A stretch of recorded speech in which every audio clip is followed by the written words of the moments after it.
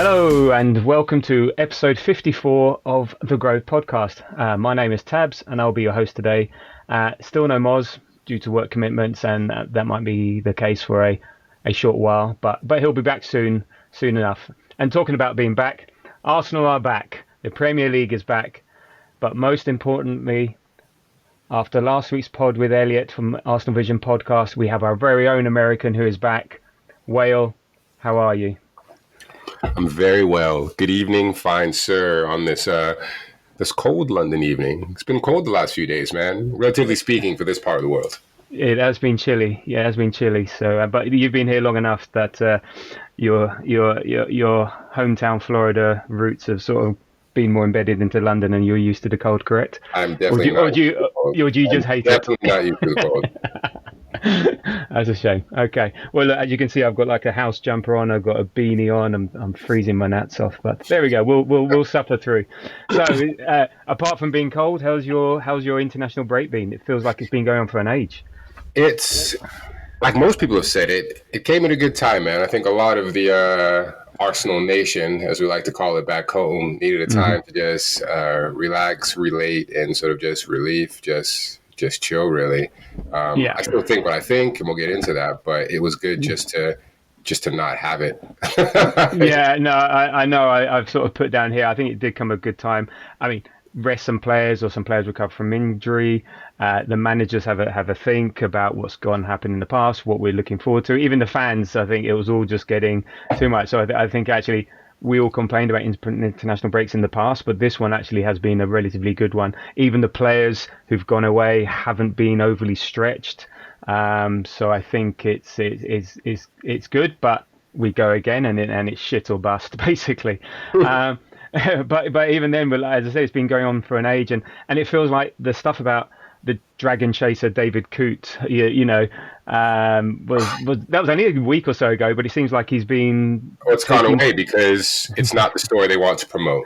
No, it feels like it was released at a time, and maybe other stuff. I don't know, but it seems like David's been buying too much from Grover legend Barry. So we'll see. We'll see where that one goes. Oh no, any thoughts on that? I mean, around that whole thing, around the it's one of those things. If there wasn't I'll call it a controversy in inverted commas around the refereeing and how they're not being consistent, I don't think it's that big of a deal.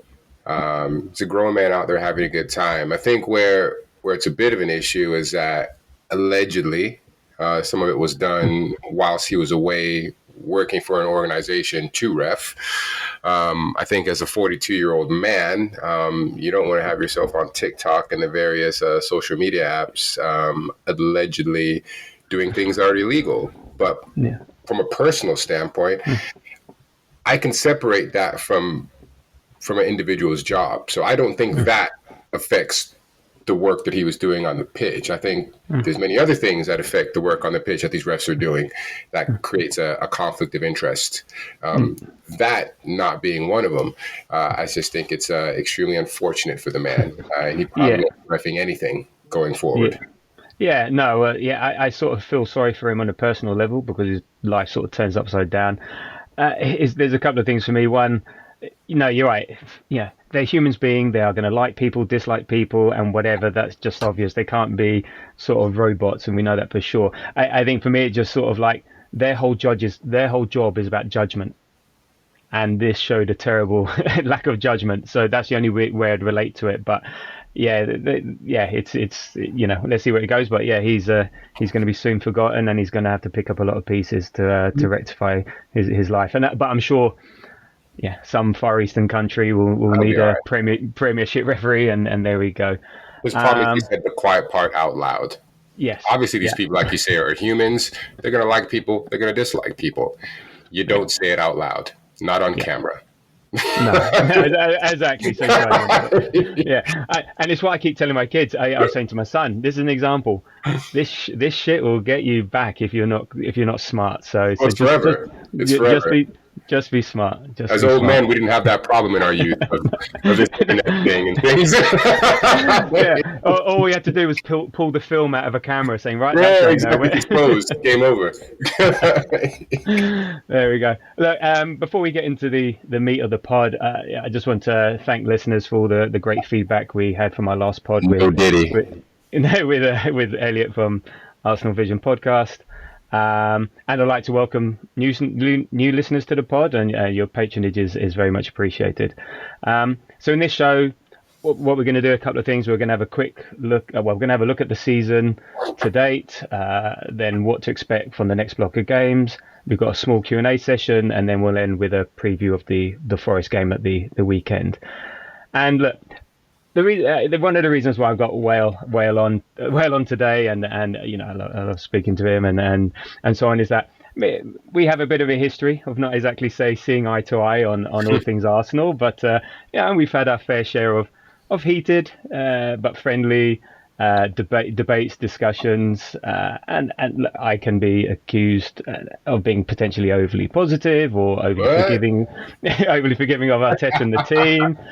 Maybe not critical enough, but that's fair. Everyone has their viewpoint, and that's the joy of fandom and so on. But I did want to get Whale on, you know, to provide a potentially different view. You know, maybe everything isn't rosy, not all Everything's going Pollyanna. great. What are you talking about? Well, then this is going to be a short pod, but in a nice, you know, non-antagonistic way. But so yeah, that's one of the things. So just to provide a bit of a diverse view.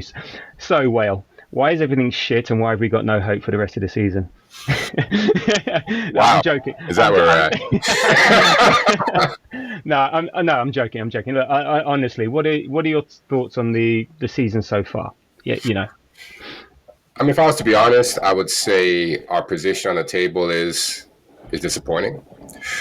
I'm all for sort of taking advantage, and I don't like being behind. So it's one of those things. I mean, I think we're at a point now where I hear things about, oh, we have to win 10 straight, 11 straight, 12 straight. Yeah, get out of here with that. Our team is not built for that. I don't think we have the mentality for that. And then I think the last 2 years have shown that. I mean, there's a sort of an old adage in North American sports, and I'm sure it's in Europe and South America and everywhere. You take it game by game. You don't look ahead. And that's where I think we're at right now. It's a game by game basis. The most important game in our season right now is Forest. The Podverse might know, they might not know. I can't stand a draw, a tie, whatever you want to call it. So for me, I think it needs to be a win to sort of keep rolling along.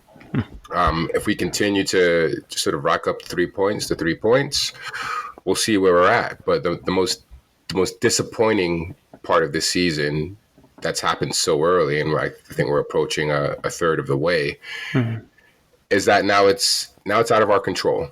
We don't control our own destiny, and for me, that's where I have a bit of an issue with it, and that's the most disappointing part. Is that now we're fangirling over City's opponents, Liverpool's opponents.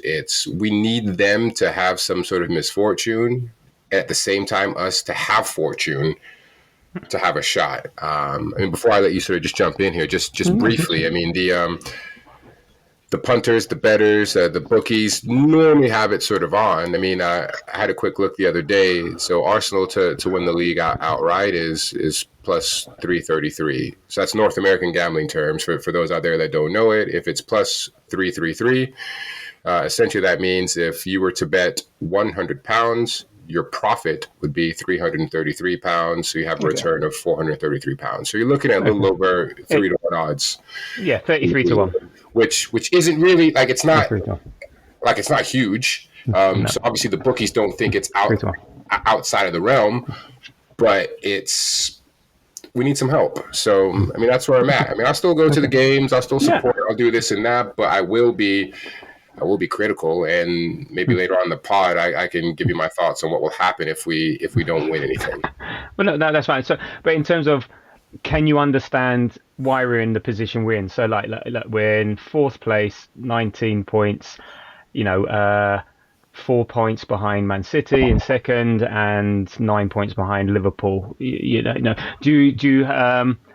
We're all disappointed. So there's one thing that, you know, I'm not disappointed at where we are. The thing is, I can I can, I'm one for context and understanding and rationalizing and stuff. I wouldn't want to be in this position, but I can sort of understand where we are, and I'm also got quite a lot of hope for the future, for the rest of the season because of what's gone in the past. So, can you understand why, or can you accept, or is there anything about what's gone so far that you can accept versus no, this has been quite disappointed, and I wish we'd have done things differently? I mean, my context is that we have the smallest squad in the league. We didn't bring enough people in over the summer to deal with certain injuries. So the injuries have devastated us. And it's hard for me to understand why a team that suffered from injuries, so much so to the point where we were questioning our medical staff, seemed to think that some of our top players would just go through the entire year not hurt. I mean, it's one thing. Again, I'll go back to North American sports, especially when you talk about NFL. You get to a certain point in the year, even this early, everybody's playing hurt. We expect you to play hurt. Injury is another thing. We don't expect you to play through injuries, but we expect you to play hurt, which is similar, which is essentially why, like Declan Rice played the other day. I mean, a broken toe, it sucks, but you get an injection of cortisone and you play. But I don't understand why this management, why this team didn't look to sort of bolster the lineup a little bit in certain areas, certain key areas. Primarily, I mean, if Odegaard is the thing that makes this whole thing sort of tick, which it sort of looks that way looking at the games, and now when he's back, you're relying on a 17-year-old, but you're not really because you haven't given him the game time. So for me, someone has to be held responsible for that. Like if I'm the owner, I'm like, hey. But I mean, again, going slightly off topic, No. for people who give these owners a hard time, I can tell you right now, the Kroenkes' business is real estate to a small extent, and then also sports franchises. As long as this team is making money, they're okay. And they're not going to spend £500 million to win the league to turn a profit of £200 and still be down £300 million. Like they're not, because they're not fans. Or at least Stan isn't. He's an LA Rams fan. Yeah. No. I think that is one. Yeah. So in terms of where we are, look, we know stupid red cards, rightly or wrongly. Injuries that can't be accounted for and unexpected that had, and it's not just one injury. It's sometimes it's the compound injuries, especially in defence. So when you have White that's injured, as well as Timber being injured, as well as Calafiori being injured, and Tomiyasu and Zinchenko, etc., etc. Now you can plan for that, and there's elements, but I don't think you can plan so much for that amount. So, but I think the one criticism would be, but it is I think maybe we were left one player short in the summer, but then we don't know the finances. Maybe it wasn't the Premier League rules that were restricting us, but it might have been the UEFA ones, which are harder to comply with. So it's yeah, I'm sure they wanted to, but then there's also who's available at what price. As I said, we haven't got stupid owners like Chelsea. We don't have the money of City. If you look at Liverpool, who are top of the league, they bought Chiesa to go and sit on the treatment bench, and I don't think he's played a couple of minutes, and that's all they really bolstered up front. They didn't get anyone there. But I think you're right. I think we left ourselves. We didn't. I don't think we realised how much Odegaard was a single point of failure, and Waneri was never going to be the replacement. You can't put that on him. And I think we adjusted with Havertz and Trossard, but you can adjust for 2 or 3 games. You can't adjust for 8 games, and eventually that will take its toll. Different players in different positions, etc. So if you take on top of that other injuries as well, yeah, I think you're right. I think we left ourselves short there.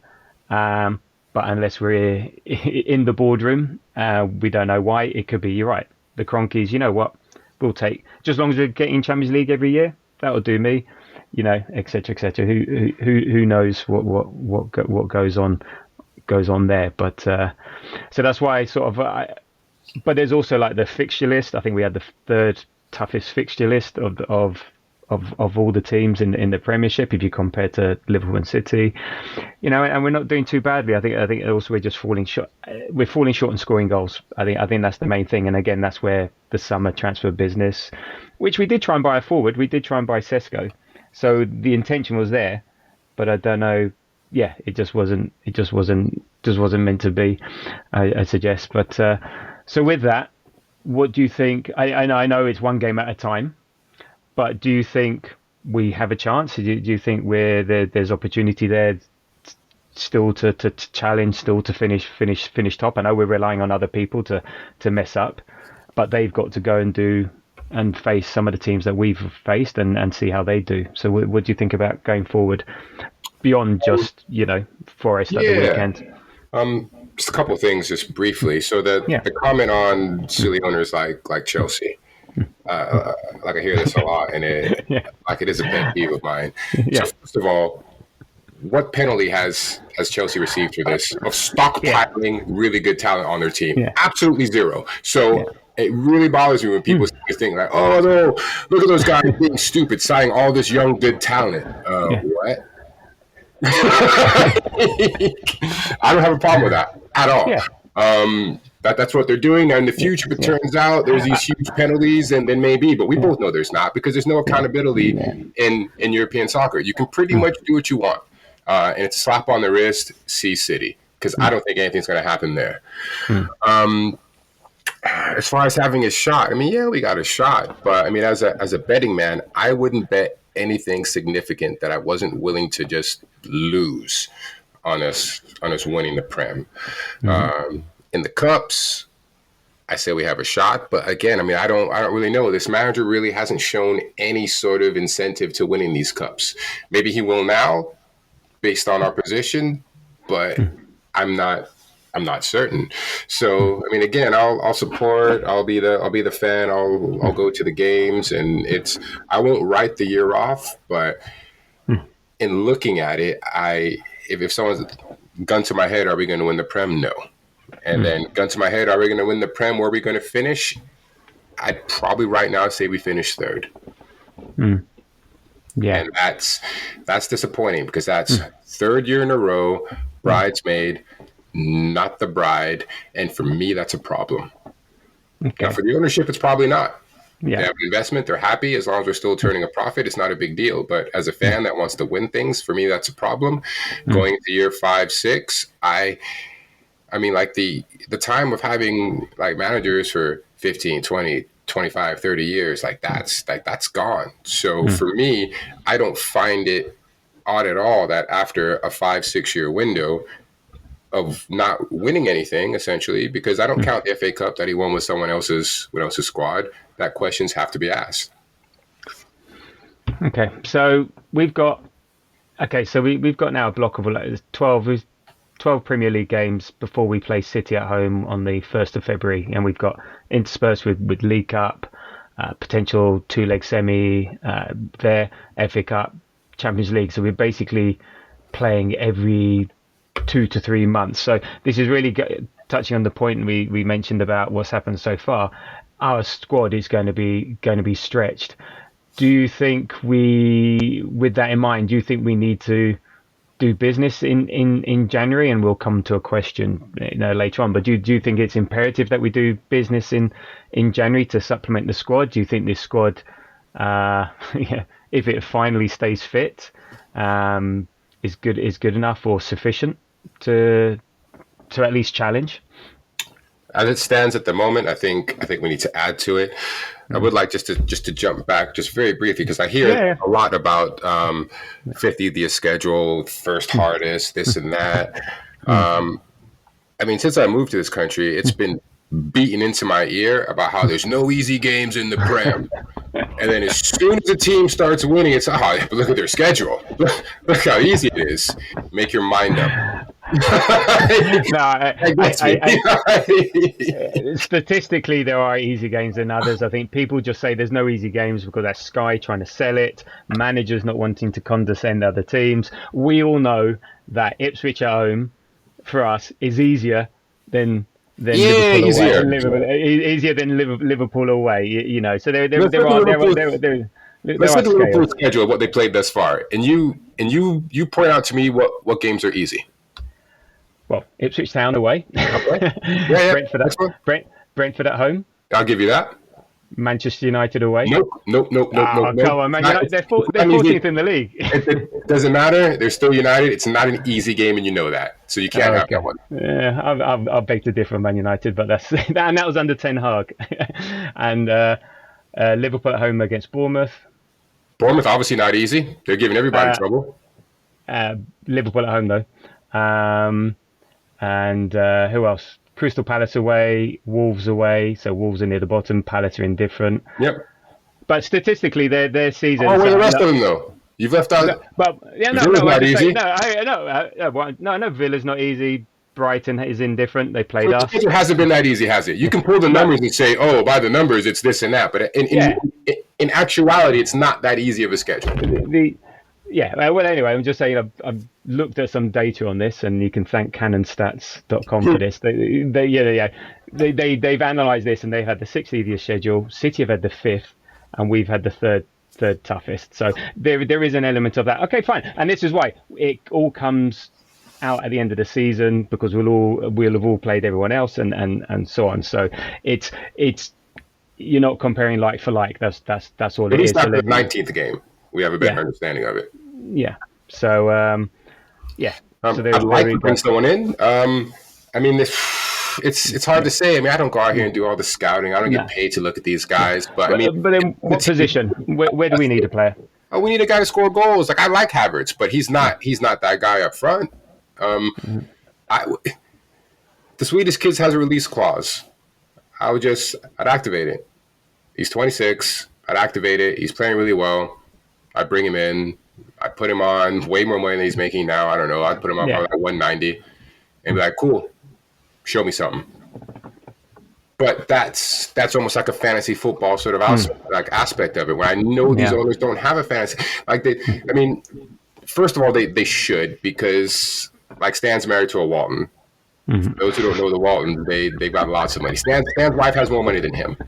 So That's the Walmart family, isn't it? yeah, exactly. Yeah, So yeah, yeah. No, not the Waltons, the twee little family that live in. no, live in no, a flat. no. So if he wanted to play fantasy football, he could, but he Yeah. doesn't. You know, he plays fantasy football with the Rams, and to a Yeah. lesser extent, the Denver Nuggets. Yeah. So So and they've both won NFL. They've both won the NBA. So no, they have. yeah, I hear people yeah. say, "Oh, they've only won it once in such and such," and these are normally British or like or European people who don't understand the context of North American sports, where especially in the NFL, how it's based on parity. You will very rarely find a dynasty, and when you do, it's maybe 3 championships. So there isn't what you get where these teams like City are just constantly rolling over the league. Like the sport's set up so that doesn't happen. Yeah. So you're not going to get that with those sports. The fact that they've won once in 5 years is what we essentially expect. You know, I mean, the Kansas City Chiefs are going for a three-peat. That's great. Three-peat. I don't think they were Not even the Patriots did no, that, they did didn't they? do that. I mean, when they went back to back, it was the first, I think, I don't even know, since the Broncos, and I think like 98, 99. So it's a big deal to win sort of consecutive and multiple championships in the North American sports. It's Yeah, you don't have the dominance like you have like here. that salary caps that inhibit Yeah, that. yeah. I just think yeah, it's not our modus operandi. It's not. You're right. It's just not who we are. And I guess, you know, it's that thing. Is it mortgage the future, or whatever the phrase is now, or do you try and build for a steady state? But I think as we've said in the past, or have you said in the past, at some point you need to bring the project to fruition, or otherwise, what's the point? You can't always be building. There has to be a point of which you're you're achieving a goal, or you have to change your tactics, sort of thing. So yeah, I think in the winter, I don't know what's achievable. I just I think it's more fancy league stuff to go and get Gyökeres. I think it's more likely that you'd be able to get Sesko for half the price, but then you're getting half the player potentially. So who knows? I think either that or another creative player. Yeah, it's a difficult one, and unfortunately we don't know the finances. But if we look at our next set of games, so I said we've got Forest away. No, Forest at home, West Ham away, Man United at home, Fulham away, Everton at home, Palace away, Ipswich at home, Brentford away, Brighton away, Tottenham home, Villa home, Wolverhampton away, and then City. That's quite a good bunch of games that we should get a good chunk of points, especially if you compare to what Liverpool and City are doing. This is our chance to catch up. And a lot of people have said, oh, we're 9 points behind. It's not going to happen. And you're right. Statistically, the bookies, never meet a poor bookie. The chances are that it won't. But last year we were 5 points behind Liverpool, and we ended up 17 points above them. So it's not, the context is different, but it's still slightly. But they didn't win the league, though. That would be different. No. They're the team that went on to win the league. Like, they weren't. Yeah, if we went, no, but what I'm saying is the points gap is not insurmountable. It's just a different way of looking at it. So everyone's saying, "Oh, 9 points is impossible." Potato. People say that because no one's ever come back from 9 points to win the league. Yeah. So you're looking at it again in like you like to do with the glass half full. What you're hoping to happen has never happened. Doesn't mean it won't. Yeah. No, exactly. That's why people say what they say. Yeah, no, absolutely. And hey, let's be the first. Let's be the one to change, to rewrite the record books and so on. So let's look at it. I mean, how many points do you think we will get? So if we go through these games game by game, so yeah, I'm trying to see how many points do you think we'll get. So Forest at home. Is that a win? It's got to be a win. I mean, my heart says the 3 points, but I'll be honest with you. If I'm betting money, I'd put draw. 2-2. Wow. Okay. No, I don't. So you think that's going to be a draw? Okay. I do. Yeah. West Ham away. I think we'll win that. 3. Man United at home. I think we'll win that too. Yeah. Fulham away. The Arsenal derby. Yeah, I know, man. These guys, it's almost like these guys have our number. I'll say a win. Good. Okay. Everton at home. Sean Dyche and his balding head. Yeah. Palace away. I say a win on that one. Okay, yeah, we're doing all right so far. Yeah. Your heritage. That's a draw. That's a draw all day for me. That's a draw all day for me. On a Friday, just after Christmas, that's a draw. That's a draw all day. The players are not having a ton of turkey and mulled wine. That's a draw all day for me, man. I'm sorry. Brentford away. Should be a win. Okay.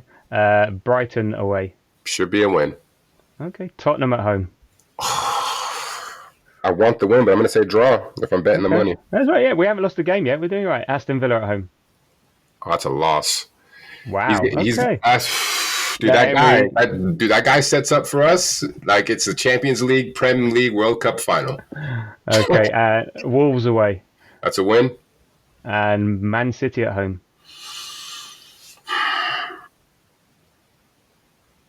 I'll say win. Okay, good man. Okay, so let me just quickly do the maths. So that's 1, 2, 3, 4, 5, 6, 7, 8, 9 wins. So that's 27, 28, 29, 30 points over, out of a possible 36. Mind you, I take it a game by game basis, and each previous game affects the next one. But for this section of the pod, I had to pick up. Yeah, no, that's fine, and that's a pretty good tally, I'd say, with one loss. It is one loss. Most of it are 3 draws. I would take that now. Oh, great, unless City and Liverpool do the exact same thing. Well, yes, of course. So, but then okay, so Liverpool have to play. Well, Liverpool and Man City play each other, so someone's going to drop points there. Then Liverpool have to go away to Newcastle, go away to Everton, go away to Tottenham. Oh, well, never mind about that. So they've got some tricky away games, and City just aren't the same team as they are, until they go and spend 100 million on some stopgap to fill in for Rodri. But they've also got some challenging games coming up. So again, all we can do is hope. All we can do is go do our job. Let's do our job. Let's focus on getting fit players, one game at a time, as you say. What's interesting is that do we want to beat Palace? So here we go. Is a sort of do we want to beat Palace and have a 2-legged semi-final Carabao Cup in and amongst? I know the answer. Yeah, every fucking game. Okay, good. That's fine. I thought that'd be answer. But again, there's all these added things. So it's going to be difficult. It's all. I think we need a bit of luck to go away for once, some decisions to go away, and fitness to go away, and then I don't think why not. And this is why I'm hopeful that we can still get back in the race. And then if you're just in the race come I think April, we'll be in it. May, I think yeah, we'll be in it. But that's even more disappointing for me if we get back in it and we lose for the third yeah, straight year. Like yeah, that is like I'm not in this thing for the put no, it this way. We're both of an age where it's I'm I'm not down with participation trophies, man. Like when I was going to school and there was sports day, like it was first, second, and third. And you wanted to win. You didn't get a hey, thanks for trying out, bud. Like you didn't get that. I'm not a millennial. I'm not a fucking Zoomer. It wasn't hey, everything's great, guys. Everybody's a winner. Everybody's not a winner. Like sports is everybody can't be a winner. So it's disappointing. But we'll so see. so so with that, okay. So zooming ahead to the end of the season, we finish where you predict we'll finish. Then You what? know the answer. You know the answer. And I'll give you the question you're going to give me. Well, who are you going to get? It's not my fucking problem. I don't get Okay. paid millions of pounds, euros, dollars a year to figure Yeah. out who the replacement is. That's their job. But we'll Okay. need one. Because how Yeah. many times am I going to give you? It's like if I have a kid at school and he's trying his best, and eventually I'm going to have to be like, well, maybe it's the teacher. Maybe the teacher isn't implementing these lessons correctly. Maybe the teacher isn't doing something right. You can only do so much. Like I'm not going to give this guy a 10-year a 10-year go. For some people, coming in second place for 10 straight years is all right. For me, it's not all right. I deal with that in my other sports. Dolphins haven't won since '72. The Heat haven't won in a long time. The Marlins again haven't won in a long time. The Panthers, ice hockey, we won last year. Hooray! But that's all I got because I'm a homer. All the Miami Yeah. teams. So Yeah. I can't just keep just giving you rope and rope and rope. And then Yeah. what's this guy making now? What 20 million quid a year to come in second? Get out of here. You Okay. showed a shrug there. He's on like 20 million a year. Oh no, I mean I don't know. Yeah, that's not my concern. They're paying what they And need to we pay get, him. but I only say that because these were the arrows that we shot at Arsene Wenger, who had a much more successful career. And if you look at a 5-year sort of window when we were hating him, I say we, just the fan base in general, and wanting him out, he was still more successful than this manager right now, and that's a fact. One more Yep. thing, and we were like, you got to go.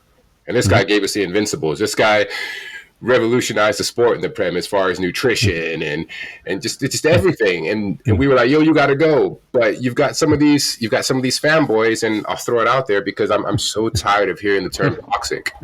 Like toxicity is a certain thing. Like when something's toxic, it leaks into things and it makes its way here in and out. Like the fact that me as a person, I'm not a season ticket holder, but I go to whatever game I want. So I feel that I have the right to sort of to voice my opinion. And then Yeah. if you're not doing what I feel needs to be done, then I'm going to say so. And the fact that I'm just not on board with, like, I'll just come out and say it, sort of like the cultish sort of following that Arteta has. Oh, look how good looking he is. Oh, this and that. Like, get out of here, man.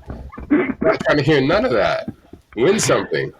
Yeah. No, look, it's fine. Look, I'm not here to argue with you. The No, it's reason not directed at you. It's no, just no, no, no. I know it's not, and this is where we differ. I'm, yeah, I just differ. I different things, different things. But that's the beauty of football. Everyone takes something out of it. Everyone wants something else out of it. No one's right. No one's wrong. How long would you give him? How long? Yeah, that's No, what I need to that's a hear. good question. No, that's a good question. I would give it another 3. I'm maybe a bit more patient. 3 years. I still think. Again, I try and provide reasons, not excuses. But you're right. At some point, I think, as I said, at some point, the project has to come to fruition, or you have to change the project. But I still think we've got room to maneuver. I still think I think what we're trying to build as a club, where he's come from. If you look where he's come from, if you think about that first team that he had, the first squad that he had, and to where we are now, it's chalk and cheese. And what we're building, and if we don't win it this year, yeah, I'll be disappointed. I'll be frustrated. I'll be annoyed.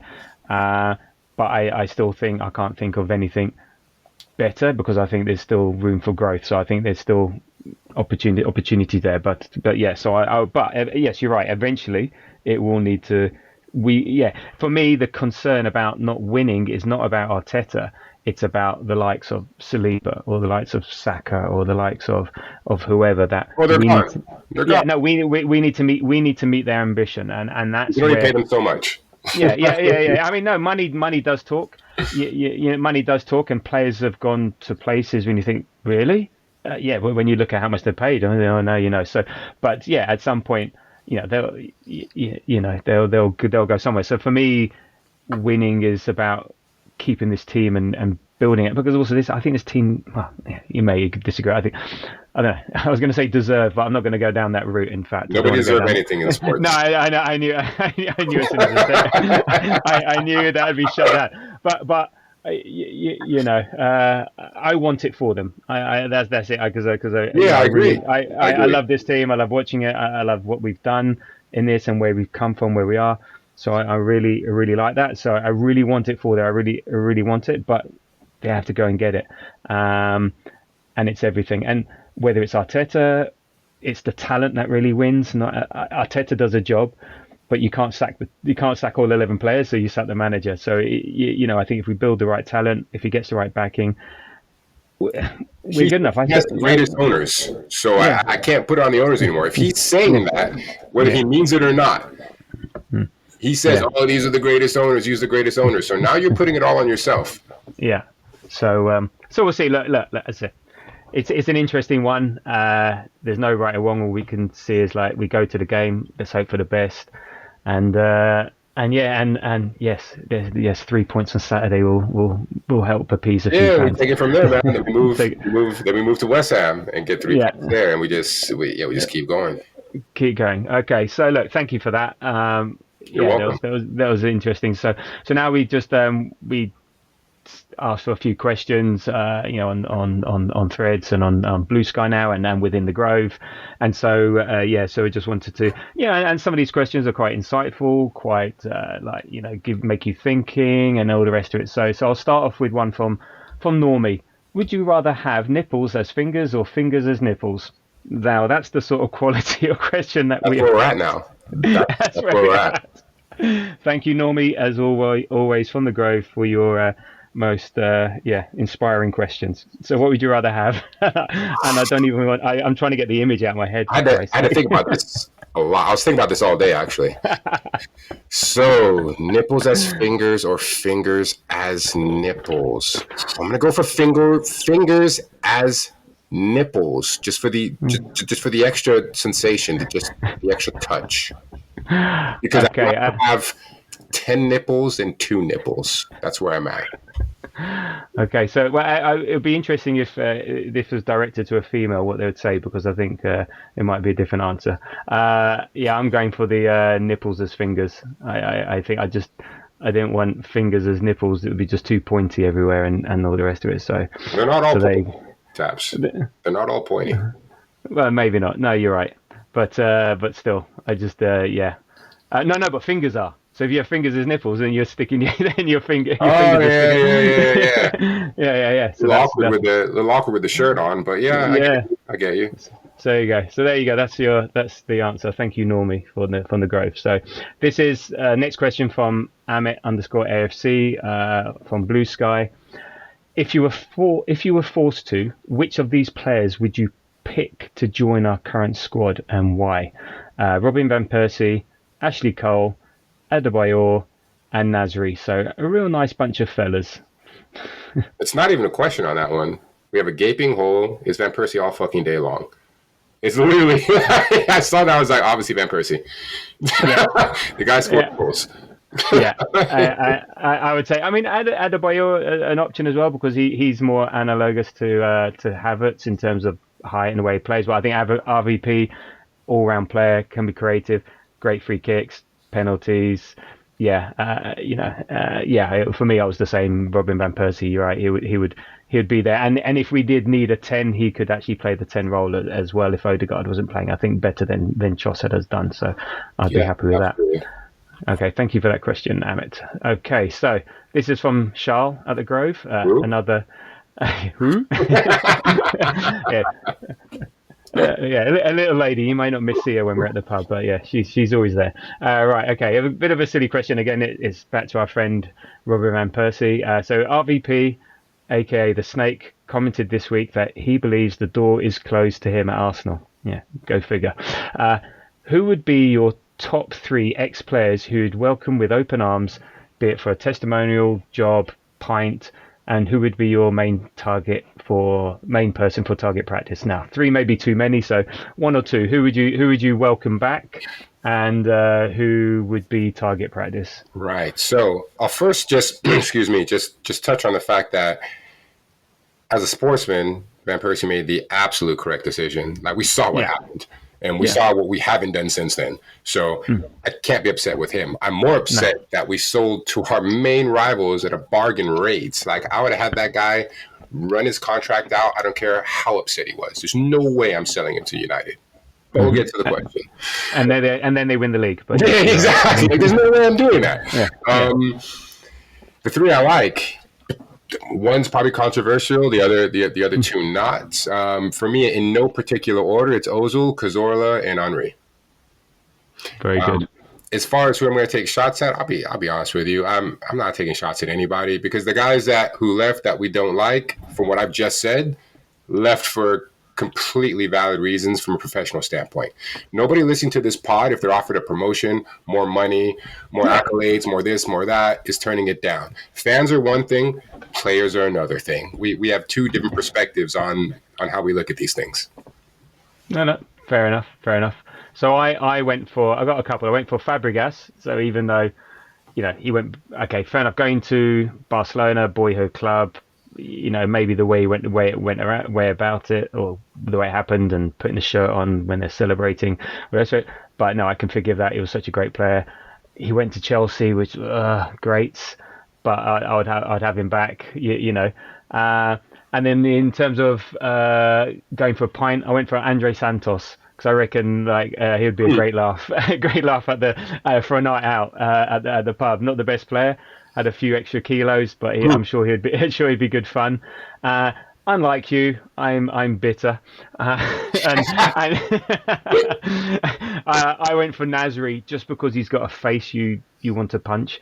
So and he just seems like a real horrible character. Just so yeah, the thing is though, I'd have him back for target practice, but I'm sure I'd miss most of the time. And he's such a weasel that he'd most really just weasel out of it anyway. So there you go. Those are my choices. So yeah, I'm looking forward to a night out with Andre Santos. There we go. Okay, thank you, Charles from the Grove. Next one up again from the Grove, Sensi. From what we have seen so far in the season, who has been your standout player and why? I thought long and hard about this, and I came up with fucking no one. However, Okay, thinking about it a interesting. little more, just because based on, I think they all could have done more. But based Okay, on the very limited performances that they've seen, I'll give it to two, and it's our two youngsters. It's MLS and it's Nwari. I think that out of all the players, from a literal who stood out to me, it's those guys because I think the other guys have underperformed for me. So it's teenagers. okay. No, it's a good shout. They stand out. They've not let us down, shall we say? And that sort of thing. So I can understand that. I went for. For me there was only one person and a Saka. He's our best player, especially with Odegaard being out. He's been our most dangerous and creative player. I mean, and look, teams.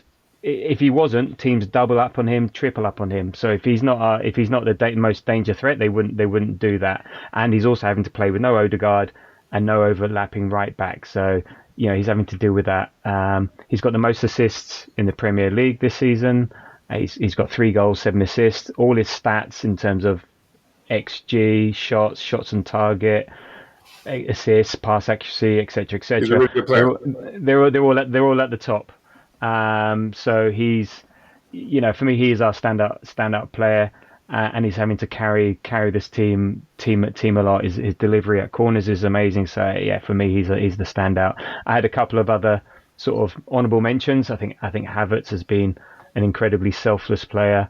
Played in every game, practically Yeah, every throws minute. himself about. That counts for a lot of stuff. No, but he's just always there. He plays every minute, and again, his It's okay, his he's not job. scoring as many, Job. but he's what?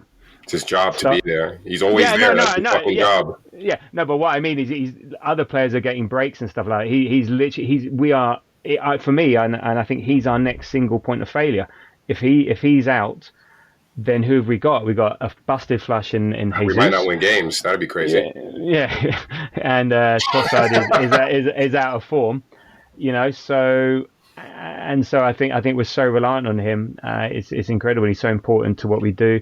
And then at the other end, I think Raya's been. I think he's been really good. He's kept us in games like with Wolves, Villa, Atalanta. He's key to how we build up and how we play.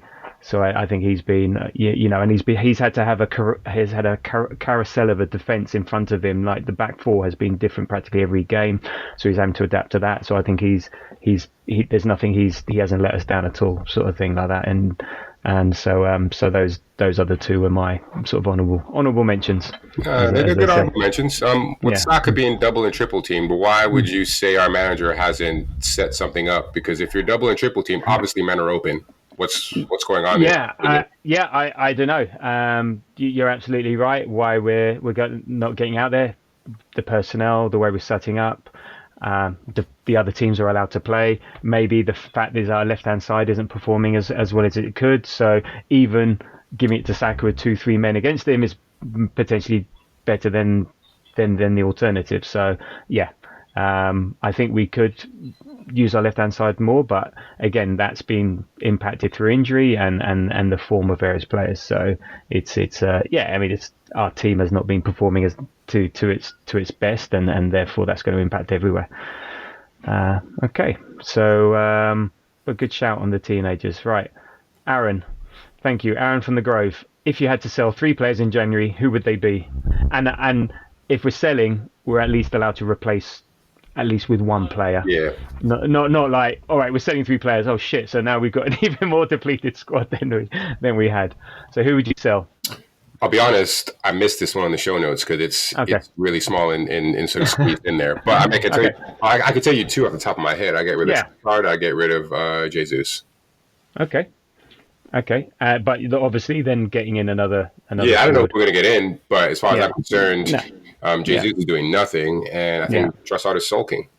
Yeah. No, that's a good. And actually, there's room. Well, actually, contrary to that, there are rumours that we're going to offer him a new contract. Who's that? Who's who? Trossard. Oh, Uh, absolutely.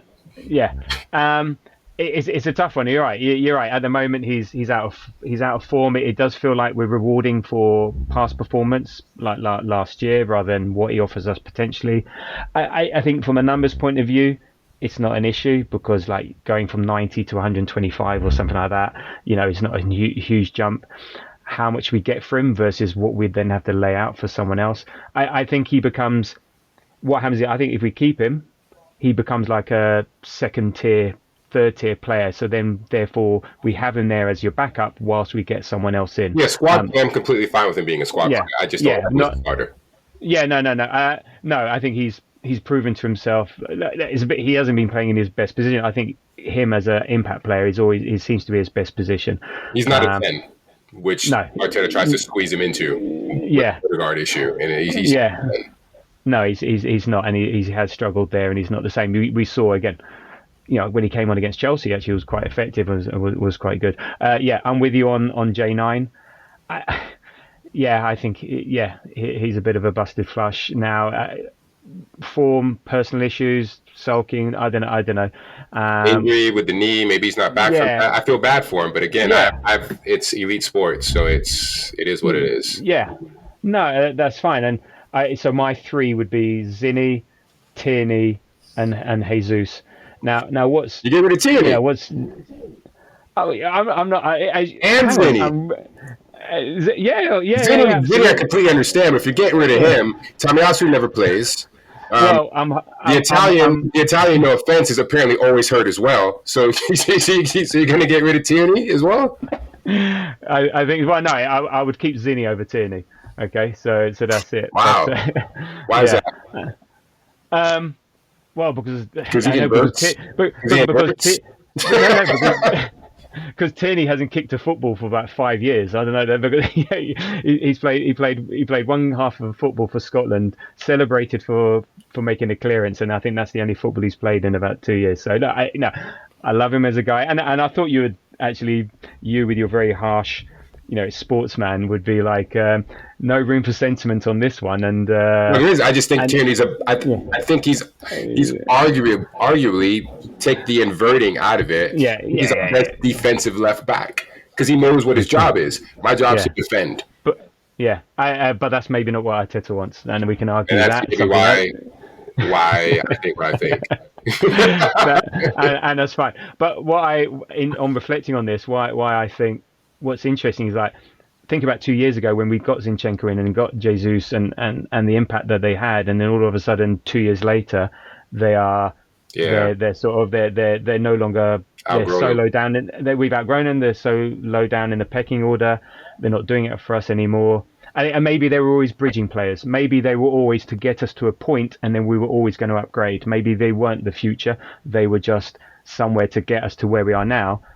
But yeah, and stuff like that. But so we'll see. But it's really interesting. Like we were crazy about them 2 years ago, and now Oh yeah, everyone's because when off they came in, we were just like, yeah, oh, we want to compete, and then we took yeah, the guys to the limit, and then we did it again for the second year. So now mm, we're like, oh, you weren't good enough for City, you're not good enough for us. yeah. So okay, thank you, Aaron. That was a good one. So Matt Stacey from the Grove. If you could take any two players on loan in January, who would you take? Now, the rule is they can't be starting for their current team regularly, and it has to be someone that we can realistically get. Great question, Matt. Sorry to Mm. disappoint. Zero. I'm not taking other teams' bench players. We're not at that level. I'm not doing it. Like I'm not. Now, if you were to, without that caveat of that, then I'm like, oh, then I'm picking out starters and who we can get, and I appreciate that's not necessarily realistic, but I'm not taking bench players the same way like this young Turkish kid. What we're gonna bring a teenager to play when our Yeah. own homegrown teenager we're not gonna play? Mm. I, No, I'm not. No, no. no. I want 24 to 28-year-old established players at their peak. Okay. No, and makes sense. Yeah, you're right with the, is it? I can't pronounce the name, but so Are the they? take. I went on Wikipedia and pressed the the pronunciation button. I still can't say it. Good. Agoosh. Yeah. Oh yeah, First man. of all, I'll the do it Turkish properly. listeners out there. Anyway, the Turkish 19 creative midfielder. He was pretty good in the Euro, so he seems like a good player. Maybe it's an Odegaard opportunity. We get him in on loan, and maybe he comes into the team later. Look, you're right. What message does that send to Waneri? Is it a sort of a gap? So I don't know with him. I looked at this question. I looked at a few squads, and I sort of tongue in cheek went Mudryk. Because I want to know what Arteta and Edu, I know Edu's guy, what Arteta saw in that we were prepared to spend 80 million on him. Now, is he shit because he went to Chelsea? Is he shit because he's shit? Can we do something with him? I don't know. So I thought, hey, let's get Mudryk in. Let's just see what chaos he can do. I don't know. So I thought, Apparently, he's really pacey, as they say. yeah. Yeah, but if you can't control the ball, if you can't Exactly, control means the sack of nothing. cement, then what's the point? Maybe So, it's the fact that he and he's played got in a subpar league and looked outstanding. yeah, yeah.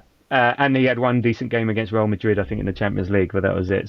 But who knows? So I'd be really interested to see what Arteta could do with Madrid. And I also looked at, was it Simon Adingra from West Brom?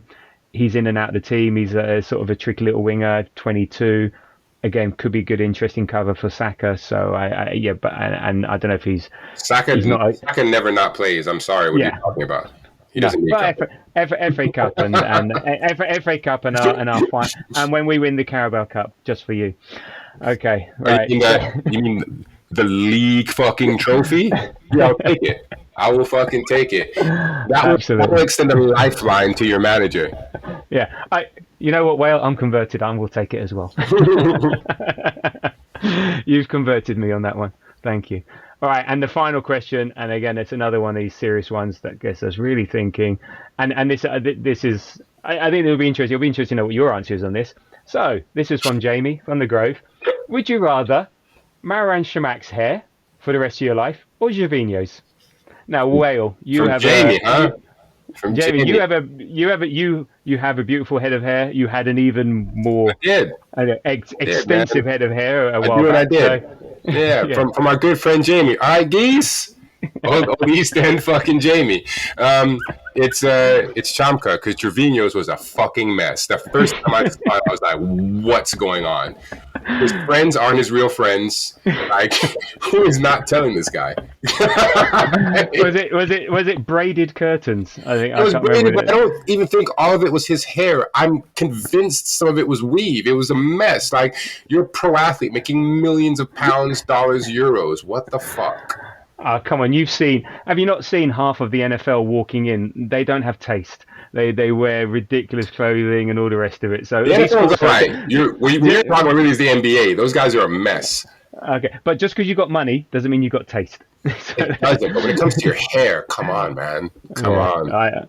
I don't know. Look, for someone who is follically challenged like myself, I'm going with Jovino just because it'll be so funny just to have that sort of hair on top of my head. The fact that I could have braided, braided dreads or whatever, curtain, I'd be amazed. So that's it. There you go. That's what Mm. I'm going with just for the novelty factor. And there we go. So look, thanks everyone for your questions. We couldn't have all of them, but thank you. That was that was good fun. Always find that good fun to do that. So look so we're going to just quickly do a preview of the Forest game now in this final part of the show. So as we always do, Whale, what are you looking forward to? Not looking forward to as part of the Forest game? Looking forward to winning, not looking forward to losing. Depends on who's playing. Like Chris Wood scares me. I mean, from a fantasy football standpoint, like our defense from last year to maybe the first couple of games of this year was outstanding. We're not giving up goals. We've got the Golden Glove guy.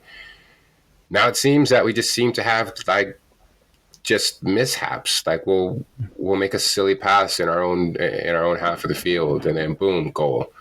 Now we're one down. Now we're trying to fight back. Like Nuno's got his team playing like he had Wolves playing when he was there in the beginning of his tenure. I don't think they're gonna necessarily park the bus, but I think they'll have that bitch in neutral. I think they'll be right there at sort of three quarters field, and they're gonna be tough to break down. And we don't have that guy that's gonna be like, you know what, I'm just gonna get a goal because I'm better than you. You could only put so many crosses into the box. 46, 56, 3, a million. It's getting a little frustrating. I mean, I think one of your little show notes here is, was it, do Forest lead the league in goals outside the box or something to that Well, effect? there's something. Well, a third of their goals come from outside the box, so they take quite a fair few shots. But then again, we've only let in since the start of last season 4 goals from outside the box. So that's all of last season and this season It so is. far. So yeah, But that's like context, though, context tabs, how many shots are being taken against us from outside the box? I haven't got those. I do Probably, actually. I would have probably those not stats many. to I would hand. imagine that we're No, closing them no. down and not getting the Yeah, opportunity. yeah. No, look, Forest. So look, in terms of what I'm looking forward to, we haven't played at home in ages. So just to go back to the Emirates, are you going to the game? So I've been working a lot. I've got 4 days off. I looked at the weather. It's going to be fucking cold and wet. So no. I'll be at You've got, United. I'll be at Ipswich. Maybe but Everton. We'll see how I but feel. but not the Forest game. No. Okay. Well, let's see how you feel when the TX explodes over the next couple of days. But okay. But and you might be there with a me. I'm sure you'll be tempted anyway. I will. Uh, oh, what the hell? You'll be there. Oh, fuck it. Yes, let's go. so I'm looking for just going back. It's been a while. Get back to the Emirates to see it. I'm looking forward to us having potentially a really strong lineup. Hopefully the players are all back and fit. We got Odegaard playing. I'm looking forward to maybe seeing the midfield that I think Arteta envisaged. So Marino and Rice and Odegaard. It'd Be be nice. really nice to see them. And then Saka can play with Timber coming down the right, and Martinelli maybe has a bit more space to play and stuff. So hopefully seeing that. So I'm looking forward to that. Not looking forward to Forest. They are a tough nut to crack. They are, defensively, they're one of the best teams in the league at the moment. They don't give away much. I think they concede 0.91 goals per game across all their matches. So it's going to be a toughie. So I just want to make sure hopefully the crowd are patient. I think after the international break, it's always a slow burner. We're not quick out the blocks.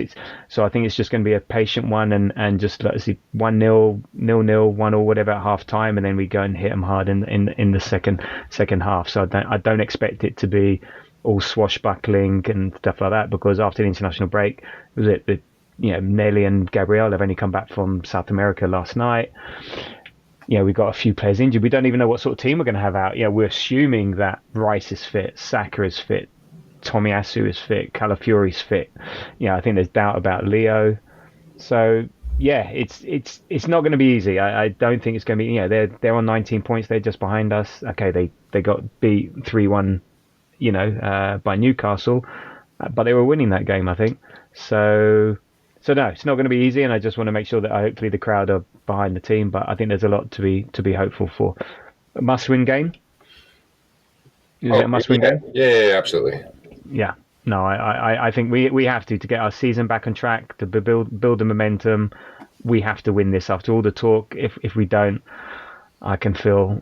I can feel a lot of hell breaking loose.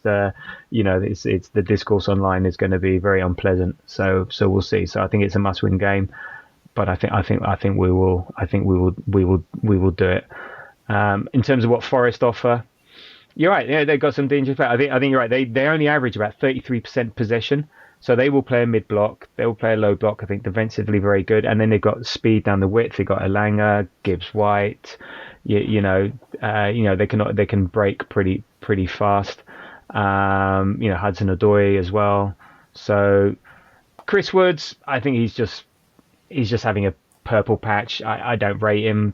He's just having one of those moments that that's it. So maybe the international break will break that thing. It'd be nice. And I think, pardon? It'd be nice if that was. Yes, it would be nice. I just on one point about you saying, how many shots are we conceding, and scoring. I think what's happened this season, I think we're getting maximum punishment for very small opportunities that are having. So last year, the same things would have happened, and the ball would have ricocheted wide or not got in. So when we do concede a shot, it just seems to be going in and all the rest of it. And because we're not scoring enough, football is a low scoring sport. So it just makes such a difference. Not like basketball or American football, scoring 10 a penny and you can make up for these deficiencies. If you're not scoring and the opposition get that one goal, you're going to lose games. So I think we need to get back onto scoring form, and that will then outdo any goals we concede, because that's what we were doing last year. So predictions. What do you reckon? Draw. You're going 1-1, 2-2. No, I'm going 2-2. 2-2. We're going to concede 2 and they're going to score 2. No, I'm quietly confident. I think it's going to be a nervy-ish 2-0 for us. Hopefully. So I will take that. Oh, absolutely. Hell yes. Anyway, thank you, Whale. That was very good. I enjoyed that. So thank you for your contributions and your thoughts. And it's hopefully we won't get always accused of Pollyanna. No, it's fine. It's all good. All good. Anyway, so look, if you've made it this far, thank you. Well done. You can follow us on Threads and Blue Sky at The Grove AFC. Next up, we'll be having a show out on Sunday or Monday with the Forest game review, and then it's back onto it for Sporting Lisbon on Tuesday. So now I think we're playing three times a week now for the next 2, 3, 4 months until the next international break. Busy, busy, busy. It's going to be crazy. So again, thank you, Well, for your time. No, it was a pleasure, never a chore. Don't forget to tell the listeners about our live show at Ali Pali. I'll be in the corner. Yeah, and until the next time, come on, you Gunners. Wait.